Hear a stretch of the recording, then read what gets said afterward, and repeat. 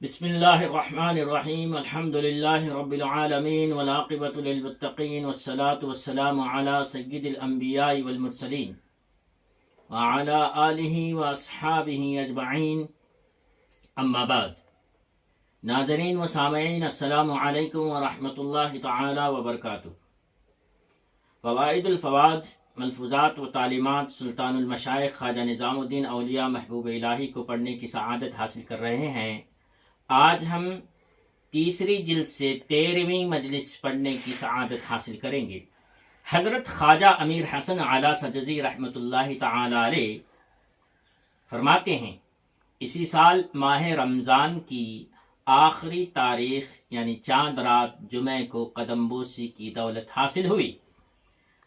عدل اور ظلم کا ذکر نکلا۔ ارشاد ہوا کہ حق تعالی کا معاملہ مخلوق کے ساتھ دو طرح کا ہے، اور مخلوق کا آپس میں تین طرح کا ہے۔ حق تعالی کا مخلوق کے ساتھ دو طرح کا، اور مخلوق کا ایک دوسرے کے ساتھ تین طرح کا ہے۔ حق تعالی کا برتاؤ مخلوق کے ساتھ یا عدل کا ہوتا ہے یا فضل کا، یعنی اللہ تبارک و تعالی یا تو عدل فرماتا ہے یا فضل فرماتا ہے، لیکن مخلوق آپس میں یا عدل برتتی ہے یا فضل یا ظلم۔ مخلوق کے پاس جو ہے تین چیزیں ہوتی ہیں، یا تو عدل ہوتا ہے، انصاف ہوتا ہے، فضل ہوتا ہے، اور تیسری چیز ظلم ہوتی ہے۔ اگر مخلوق ایک دوسرے کے ساتھ عدل یا فضل کرتی ہے تو حق تعالی ان پر فضل فرماتا ہے۔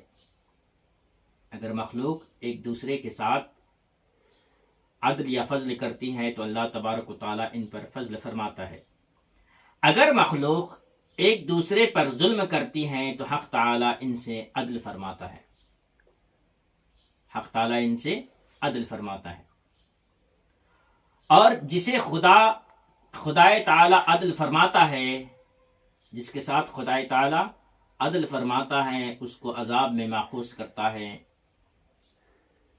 اسے عذاب میں ماخوذ کرتا ہے، چاہے وہ پیغمبر وقت ہی کیوں نہ ہو، چاہے وہ پیغمبر وقت ہی کیوں نہ ہو۔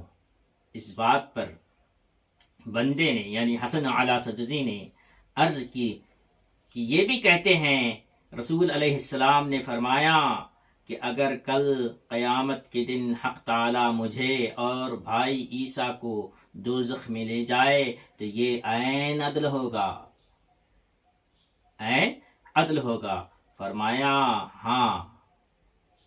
فرمایا کہ ہاں، سارا عالم اس کی ملکیت میں ہے، سارا عالم، ساری کائنات اللہ تبارک و تعالیٰ کی ملکیت میں ہے۔ اگر کوئی اپنی ملکیت میں تصرف کرتا ہے تو اس کو ظلم نہیں کہہ سکتے۔ ظلم تو وہ ہوتا ہے کہ دوسرے کی ملکیت میں تصرف کیا جائے، دوسرے کی ملکیت میں وضع الشیء فی غیر محلہ کو ظلم کہا جاتا ہے۔ دوسرے کی ملکیت میں تصرف کرنے سے، جو میری ملکیت میں نہیں ہے اس میں جا کر اگر تصرف کروں تو یہ ظلم ہوگا۔ اور اللہ تبارک و تعالی ساری کائنات کا مالک ہے، کائنات کی ہر چیز اللہ تبارک و تعالی نے بنائی ہے، اور کائنات کی ہر چیز اللہ تبارک و تعالی کی ہے۔ اگر اللہ تبارک و تعالی اپنی ملکیت میں تصرف کرے تو وہ ظلم نہیں ہوگا۔ میرے حال تو اللہ تبارک و تعالیٰ کا معاملہ کیا ہوتا ہے، یا تو وہ فضل کرتا ہے یا عدل کرتا ہے۔ اللہ تبارک و تعالیٰ کے یہاں ظلم نہیں ہے، اللہ تبارک و تعالیٰ ظالم ایسا نہیں ہے۔ کوئی یہ نہیں کہہ سکتا کہ اللہ نے عذاب کر کے ہم پہ ظلم کیا، ایسا نہیں، ہرگز نہیں ہو سکتا، معاذ اللہ، معاذ اللہ۔ اللہ تبارک و تعالیٰ ظلم عیب ہے، اور یہ ظلم سے اللہ تبارک و تعالیٰ پاک ہے۔ یا تو اللہ تبارک و تعالیٰ یا تو عدل فرماتا ہے یا تو فضل فرماتا ہے، اس کی بڑی شان ہے۔ مخلوق کا حال کیا ہے؟ مخلوق عدل کرتی ہے یا تو فضل کرتی ہے یا تو ظلم کرتی ہے۔ اگر مخلوق عدل یا فضل کرتی ہے تو اللہ تبارک و تعالیٰ ان پر فضل فرماتا ہے۔ اگر مخلوق آپس میں ایک دوسرے پر ظلم کرتی ہے تو اللہ تبارک و تعالیٰ عدل فرماتا ہے۔ بہت بہترین بات یہ آج کے ملفوظات میں ہے۔ اس کے بعد ارشاد ہوا کہ اشعریہ مذہب میں بھی یہی ہے کہ اگر حق تعالی مومن کو دوزخ میں لے جائے اور وہاں ہمیشہ وہاں رکھے، اور کسی کافر کو جنت میں لے جائے اور وہاں ہمیشہ رکھے، تو وہ اس اصول کے مطابق درست ہوگا کہ اپنی ملکیت میں تصرف کیا، مگر ہمارے مذہب یعنی ماتریدی مذہب میں ایسا نہیں ہے، کیونکہ حق تعالی نے قرآن میں فرما دیا، حق تعالی نے قرآن میں فرما دیا کہ کہو قل هل يستوي الذين يعلمون والذين لا يعلمون قل هل يستوي الأعمى والبصير افلا تتفکرون، یعنی جو لوگ علم رکھتے ہیں اور جو علم نہیں رکھتے کیا برابر ہیں؟ برابر ہو سکتے ہیں؟ اندھے اور آنکھ والے برابر ہو سکتے ہیں؟ افلا تتفکرون، تو فکر کیوں نہیں کرتے؟ کیونکہ نادان دانا کے برابر نہیں ہو سکتا، اور نابینا آنکھ والے جیسے نہیں ہو سکتے۔ اسی طرح کی چند مثالیں دی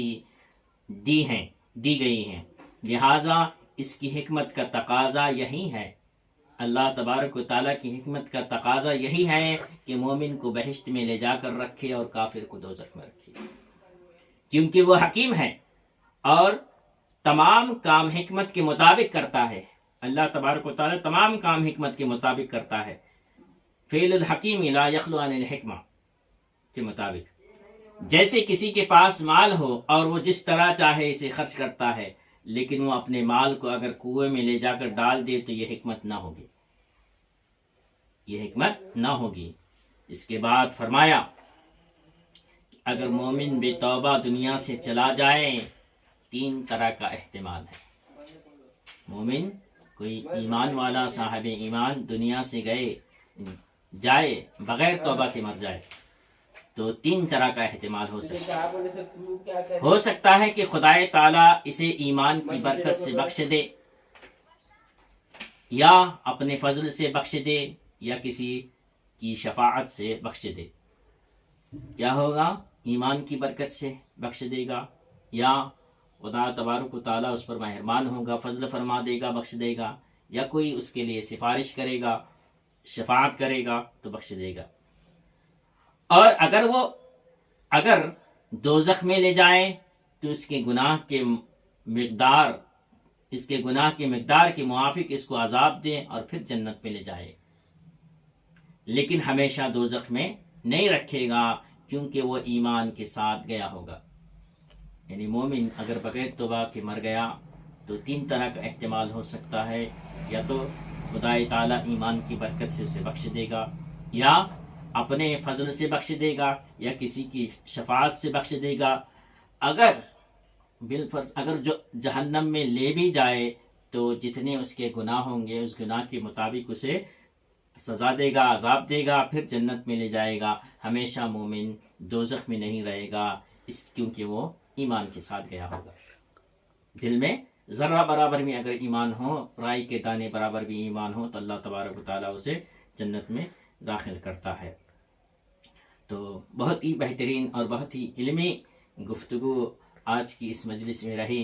ہم دعا کرتے ہیں اللہ تبارک و تعالیٰ سے، اللہ تبارک و تعالیٰ ہم سبوں کو توبہ کی توفیق دے، اور ہم سبوں کو ایمان کی موت اللہ تبارک و تعالیٰ عطا کرے۔ جو کچھ کہنے سننے میں غلطی خامی ہوئی ہم اللہ سے دعا کرتے ہیں اللہ تبارک و تعالیٰ ہماری غلطیوں کو خامیوں کو معاف فرمائے۔ وآخر دعوانا الحمدللہ رب العالمین۔